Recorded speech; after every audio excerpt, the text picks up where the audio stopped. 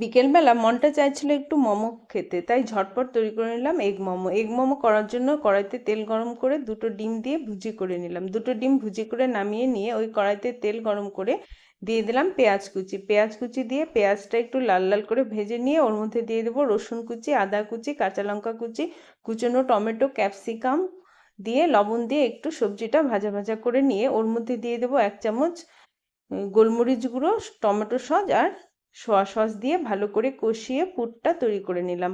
পুরটা নামিয়ে নিয়ে তারপর মোমোর ডোটা মেখে নেব। ডো তৈরি করার জন্য ময়দা আর লবণ আমি ভালো করে মেখে নিয়েছি। এবার এটাকে একটা বড় লেচি কেটে এটার থেকে বেলে নেব। বেলে নিয়ে একটা গ্লাসের সাহায্যে ছোট ছোট করে কেটে নিয়ে আমি আমার পছন্দের শেপ দিয়ে মোমোগুলো তৈরি করে নেব। তো বন্ধুরা, এটা তৈরি করা খুবই সহজ, ঝটপট তৈরি করে নিলাম, অত ঝামেলা নেই। তোমরা এভাবে ঝটপট ইনস্ট্যান্ট মোমো তৈরি করে নাও আর